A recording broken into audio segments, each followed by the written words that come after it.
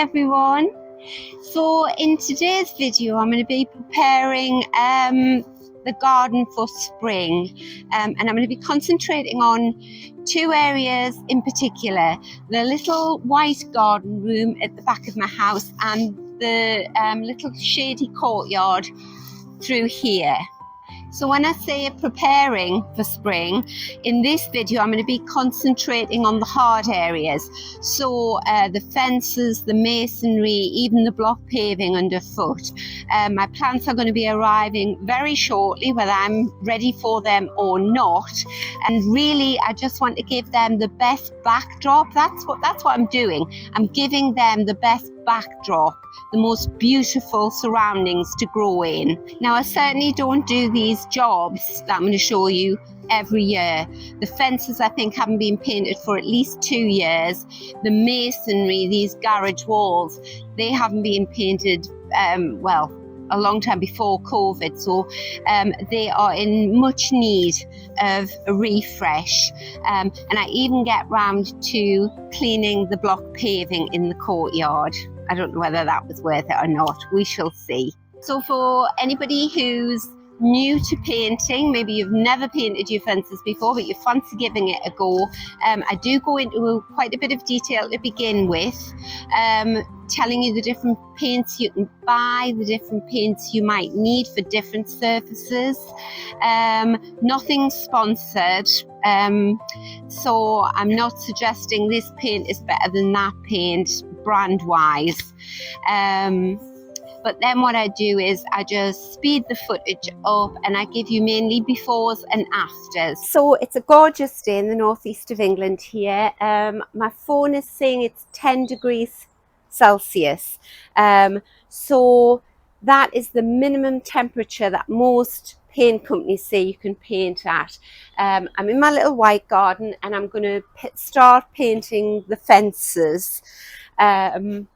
So I'll show you why I'm painting the fences. So I painted these fences a couple of years ago. They were a very sort of orangey brown. I don't know whether you can still see some of the sort of oranginess coming through there. And I wanted the fences to be nice and black. And this is what I find happens at the bottom of my walls and my fences. And if you can see on the rain butt there, I'll have to wash that down. So I get this sort of green mold. So I'm going to brush that off and then I'm going to start painting. And I'm going to paint right the way along from the conservatory to the end and then along. And then I'm also going to give the back of the garage another coat of paint, because I wasn't entirely happy with the sheen that I got on it. I wanted it to be very matte. But besides that, it hasn't been painted for a couple of years, and this is what happens. The paint sort of flakes off. So before all the perennial plants start growing and all the bulbs come up, I'm going to paint this. I can see where my bulbs are, so I'm not going to be standing on them. And it should only take me about an hour maybe to do the back of the garage. So for anyone who hasn't painted a fence before, it might be a bit confusing for you when you go into the DIY shop to buy your paint. I would be governed by price. So I haven't got one to show you, but fence paint, which is perfectly fine, I could use fence paint on this, and you will get a big 5-litre pot for say under £10. Like a big tub like that, and it would probably do the whole fence. But what I find is it sinks in really quickly. You probably, like this, I had to give it 4 coats of fence paint. It's like water. It's very splashy. It can go through the gaps and splash into your neighbour's side of the garden, and it doesn't cover that green up. So what I'm using is an outdoor wood paint.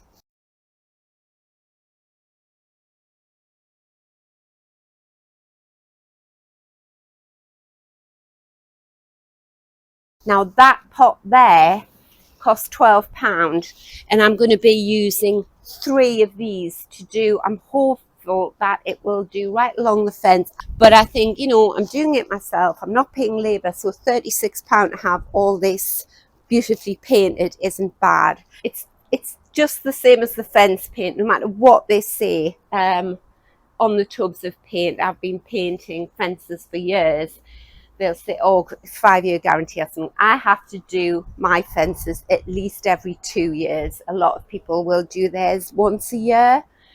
Actually, if you can do your fences every year, it's much easier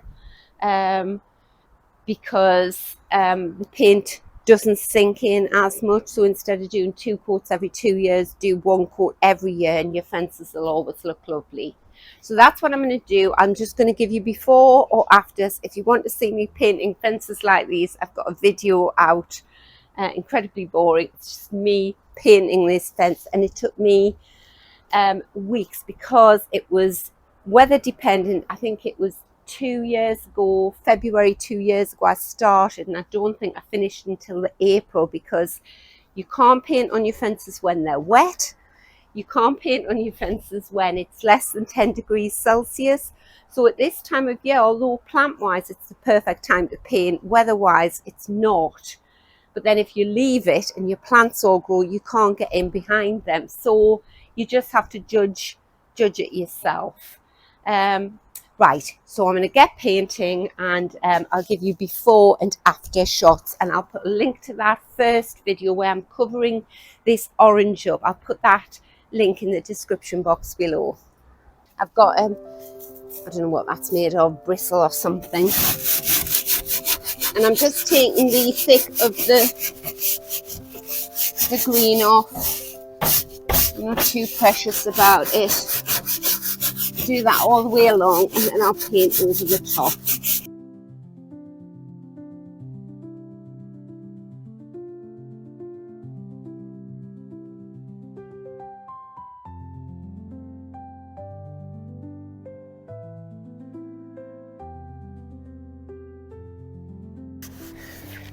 It may seem really fussy washing your water butts and that, but it's quite satisfying. Every little bit of the garden that you can make look better at this time of the year while you're waiting for all the plants to wake up. It just all adds together, and then by the time the plants do grow, all of a sudden everything looks amazing.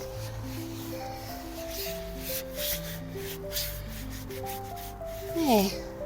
Oh, that's much better. Right, so before you start, put a bit of cardboard down or something, because if you're like me, you will drip. And then open your tin of paint. Most paints will say stir thoroughly. Don't be tempted to just give it a quick stir. Do give it a darn good stir with something, an old spoon, or this is just a bit of bamboo. Don't know whether you can see it changing there. It had a sort of grey film on the top.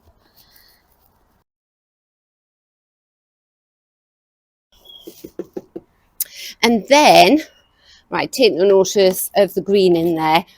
So if this was clean, I could pour some of that into there and use a little roller that would be very handy. But it's personal preference. I like to use a brush because you get a thicker coating on. So instead of 2 coats with that, 1 coat with the brush would hopefully do it. This is probably much easier on your wrists than doing this with a brush. So because I'm going to use the brush, I'm going to just use it straight out of the pot. So get the surplus off, put the bag down there, and we shall start. See, I've got paint on me already. So yes, an old pair of gardening gloves or something is a good idea. So I'll just put a bit on to start off, and you can see the difference it's going to make.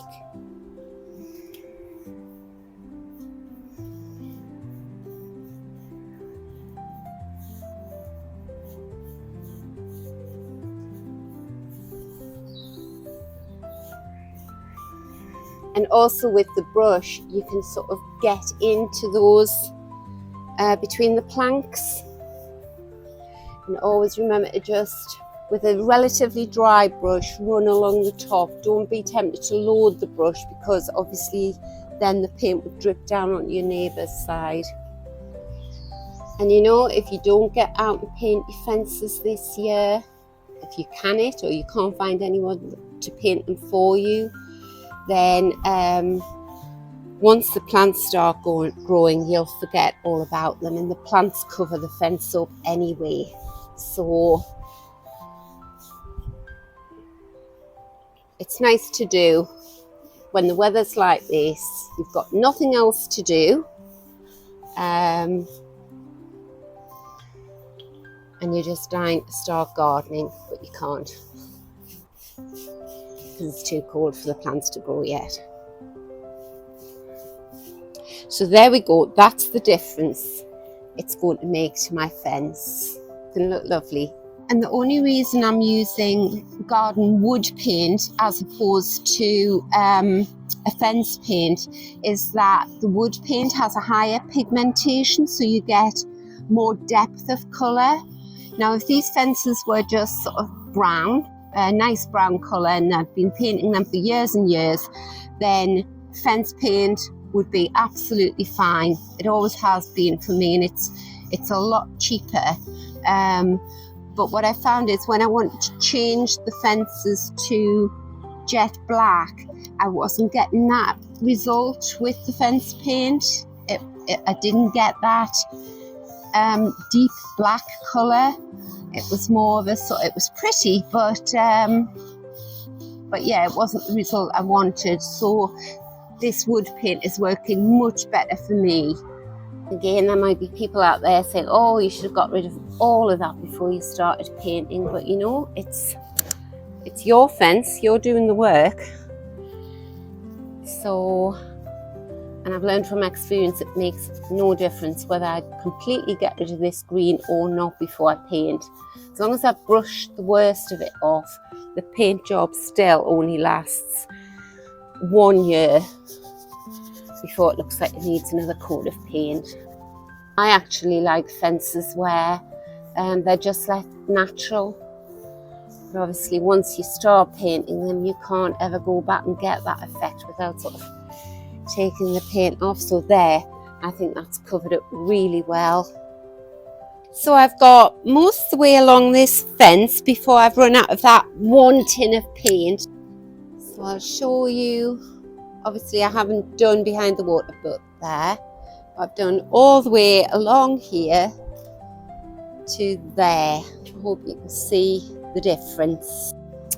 Right, so what I've decided to do is with this water butt, if you can see, it's going to be really awkward to get in behind there and paint the fence, but also I've had a problem with this water butt all last year in that it just constantly leaked out of the spout there, where the spout goes into the butt.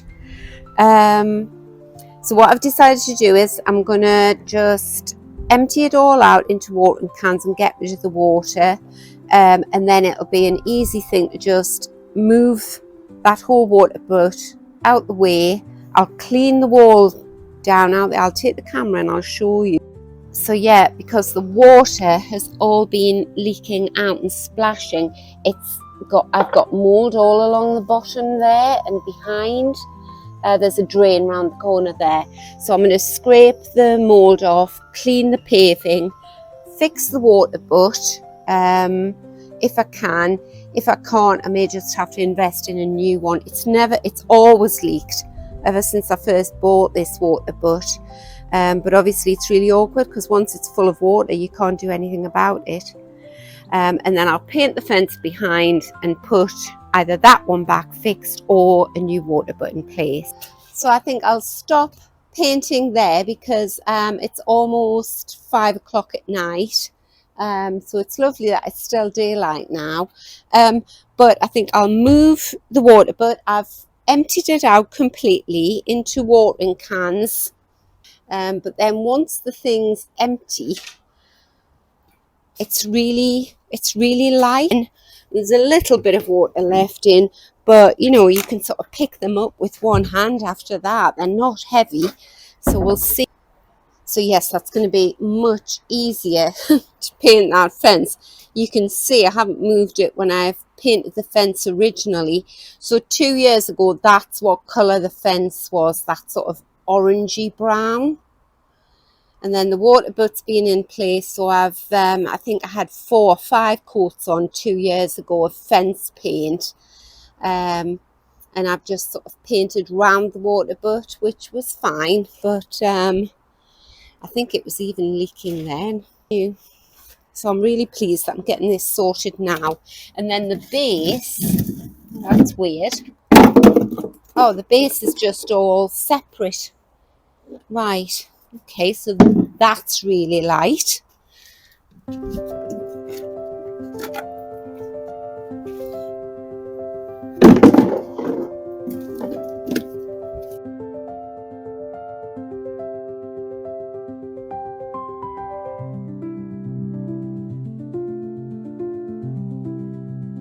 So that's the wire brush. It's lethal. I just progged my finger on it.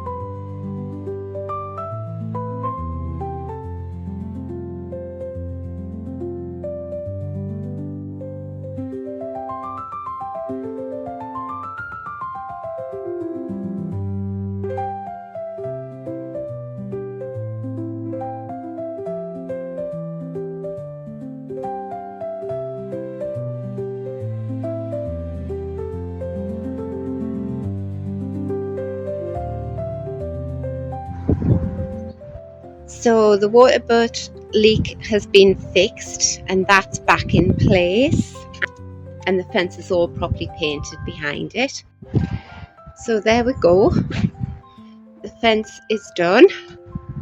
I'm really pleased with that. It's taken me about best part of a week just coming out. Sometimes I've only managed to paint like 2 panels, but every little helps. So I finished it off today. So now I just need to paint the back of the garage. Right, so for the back of my garage I want this, which is masonry paint, outdoor masonry paint. And I've just been speaking to a guy who works here, and he said that even if the temperature gets down to 10 degrees, you still may not be able to paint, because you have to make sure that your walls are bone dry, the walls that you're painting. And it's if there's any moisture left in the wall, that's what pulls the paint back off. So I don't know whether you've ever painted, you're brushing away, give it a coat, then you give it a second coat and it pulls the paint back off. That's because there was moisture left in the walls. So this is a 2.5 litre pot, and I think that's far too much black paint for that little wall at the back of the garage. Plus it's £22. So what they do have up here, they've got tester pots, and these tester pots are a really good size, 350 mils, and they are only £4. So you know, I'm going to get 2 tester pots. I think that would be ample. So what is that? Liberty. Oh, you can get masonry paint in smooth and textured, so I want the smooth.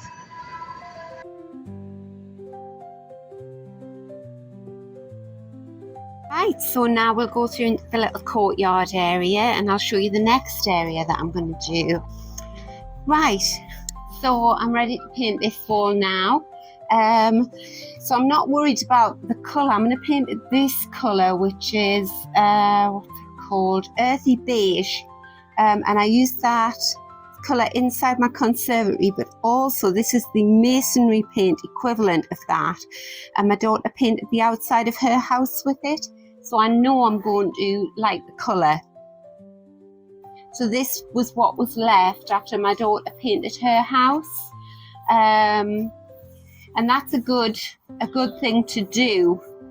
share tins of paint if you can, if you like the same colour, because I don't know about you, but I just get so sick of having partial tins of paint lying around in the garage, and they don't keep because paint doesn't like extremes of temperature.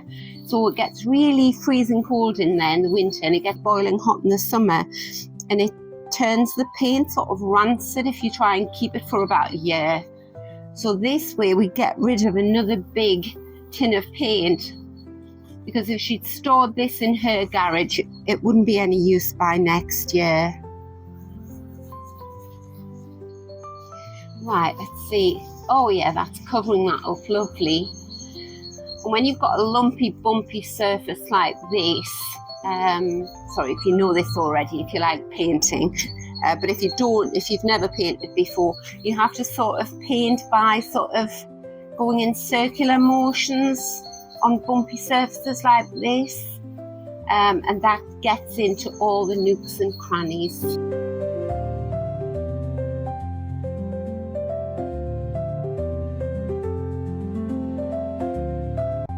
So I've scraped all the loose paint off the wall, give this a coat of paint.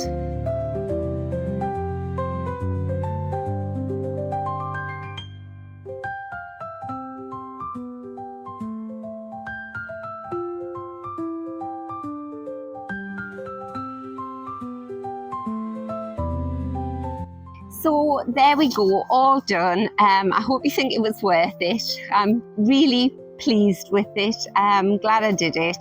It probably took me about between 4 and 5 weeks to get it all done, because obviously I was just fitting it in when I had spare time, but largely it was dependent on the weather. So if the weather was too cold, I couldn't paint. If it was wet, I couldn't paint. So it is a long, drawn out process, which is why some of the videos that you've seen in the meantime will be out of sync. You'll be thinking, oh well, that looks already done, that area. But anyway, that's why. So if you're new to the channel, a very warm welcome. Thank you for watching, everyone, and do come back and I'll show you how I sort of arrange the little courtyard area and this area outside my garage, and there's always something going on in the garden. So until next time, thanks for watching. Bye.